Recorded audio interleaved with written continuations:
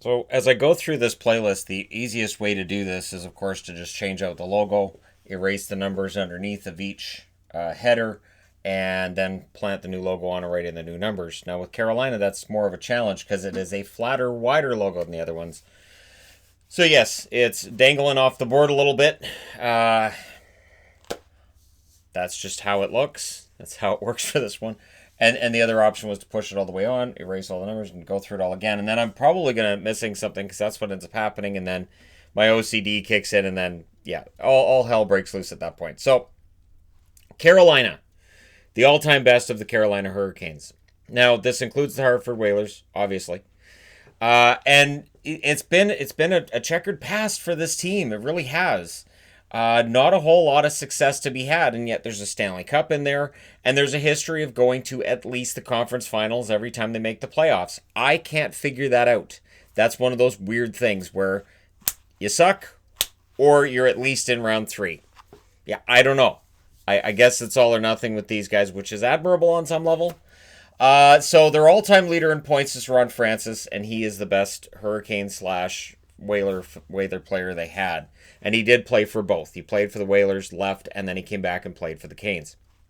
So he does span a long time of this, a long portion of this team's history, including his time as a general manager, of course. Goals leader is Francis, 382. With points, he's got 1,175, and with assists, 793. Pretty fantastic totals overall. Penalty minutes leader, that's Kevin Dineen, 1,439. And the nice thing with Kevin Dineen was he could put the puck in the net as well.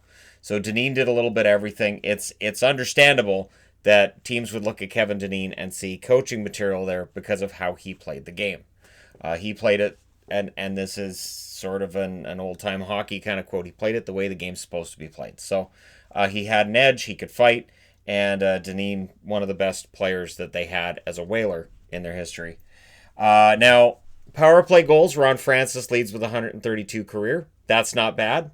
I mean, it's not the 161 that I've been talking about with a couple of teams recently, but still, in the grand scheme of things, Ron Francis, excellent on the power play. Now, when we're talking about their best players of all time, it's not a huge list with Carolina. And again, this comes back to the idea that there hasn't been a whole lot of success along the way. So you've got, I can argue Glen Wesley belongs in the discussion. If you don't know who Glen Wesley is, well, he was the draft pick that went to Boston along with Cam Neely, and he would eventually find his way to the Carolina Hurricanes, where he ended up playing the second most games of any player who's ever played for Carolina. So Glen Wesley, a huge part of that blue line for a long time. Eric Stahl, noteworthy in that he had that 100-point season and he kind of won that cup ring that they needed. So he definitely gets into that conversation. Didn't play, I don't think, enough as a Carolina Hurricane to really threaten Ron Francis' spot as the greatest of all time Carolina Hurricanes / Hartford Whalers. Rod Brenda Moore. Brenda Moore gets discussed a lot by Carolina fans as to whether or not he should be in the Hall of Fame. And it is a noteworthy discussion to have. Brenda Moore played for a very long time. He really did. He played for a very long time. I get the Hall of Fame argument. I can also see the other side of it. So Brenda Moore, Carolina Hurricanes, really kind of the face of the franchise, especially towards the end there. And he still looks like he could go out and play. He does. You look at him behind the bench. I keep waiting for him to just say, you know what? Screw this. Go to the locker room and come out with all the gear on and go out on the ice and do it himself. That's what I'm waiting for to happen at some point with Brenda Moore, while referees go, wait, he wasn't on the sheet. He was on the roster sheet this afternoon. Wow. Smart move. Blaine Stoughton. I got Stoughton on the board because Stoughton was a 50-goal scorer. Stoughton, at the time that the Hartford Whalers joined the NHL, he was towards the end of his career, but he still put up some excellent totals. And if their WHA years had been in the NHL rather than the World Hockey Association, we would have a whole different board, because then I could throw Gordie Howe up there. And I can't legitimately put Gordie Howe actually on the board other than mentioning him here, because he only played the 1 year with the Whalers. Davey Keon, much the same thing. Came in, played for the Whalers, and then, that was the end of it. But he only played for the Whalers for 1 or 2 years in the NHL. I think it was 2 years in the NHL. And again, with Gordie Howe and Davey Keon, you can look at their careers in the WHA and the numbers they put up there and say, wait a minute. why don't these still count as point totals? And the NHL would answer with, because they didn't happen in the National Hockey League, so we don't recognize them. And that's borderline criminal, I think, but that's a whole other discussion to have at some other time. Pat Verbeek, he had the little ball of hate. He was a Whaler for a while, and he was very prominent while he was there. Put up some very good totals. So we'll move on to the goaltenders. And Cam Ward is their best goaltender, 318 overall wins. And he kind of went on this amazing run in 2006 to get to the Stanley Cup. Save percentage leader, surprisingly, is Kevin Weeks. He wasn't a member of the Carolina Hurricanes for an extremely long time, but he put up a .912 save percentage, which career-wise is number one among Carolina Hurricanes goaltenders. So Carolina has always been a team, and this goes back to Hartford, where goaltending has either been the issue or defense has been the issue. So when you look at that save percentage, you say, well, that's kind of low to other teams. I would also point out that their defense has had problems at times as well. So right now you can look at Carolina and say, fantastic blue line, the goaltending, probably around middle of the pack. In other seasons, you could look and say, wow, their goaltending was really good, but that defense in front of them was suspect. Shots against, Cam Ward, 18,989. Pretty close to 20,000 right there. Shutouts, Cam Ward leads there with 27. So it is hard to argue that Cam Ward is not the best goaltender this franchise had. Although Artur Serbe had a nice little run there. I've talked about that many times over, what Irbe did for the franchise. Mike Liut had a nice run with the Whalers, and so did Sean Burke. I talked about Sean Burke previously on this series. I will talk about him again in this series as it goes along. Sean Burke propped up some bad teams. He was a pretty darn good goaltender for some pretty poor teams. And he was able to do that for the Hartford Whalers as well. So, the best team, I went with the 2005-2006 Cup winner, of course. You can't not go with it. They also are the most points that team ever had with 112. Now, going into the 06 playoffs, there was some perception that they put up great totals because look at what division they're in. Their division isn't very good. And once we reach playoff time, well, they're going to get knocked out by one of the actual better teams in the league. And then they didn't. They went and they won the Stanley Cup. Now, the most wins this team has as a franchise against any other team is against Buffalo, 85. And it is shocking. Their winning percentage against other franchises, not very high. For instance, points percentage versus Minnesota, 607, versus Winnipeg, this is the current Winnipeg Jets, includes the Atlanta Thrashers, 625. So Carolina made hay against the Atlanta Thrashers, and they've done well against the Minnesota Wild, who are in the other conference. Carolina doesn't fare very well in their history, and that includes Hartford, against very many teams.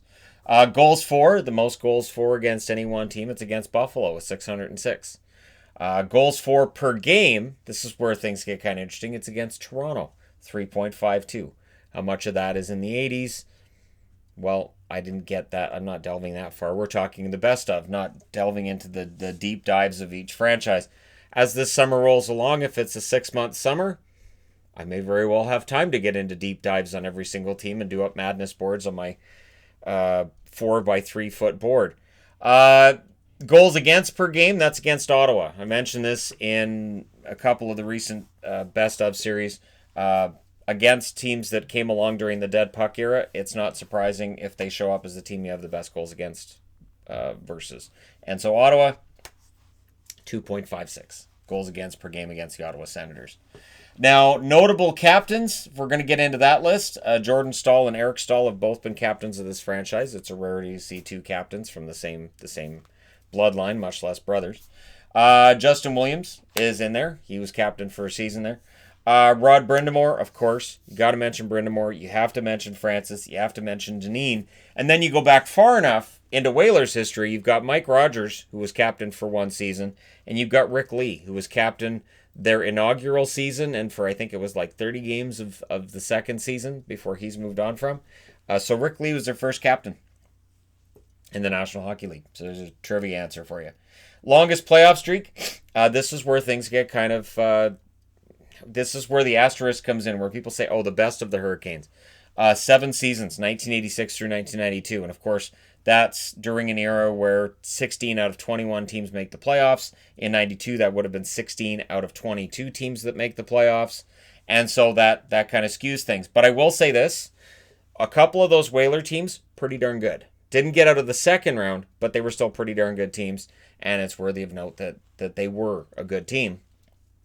They just couldn't maintain it.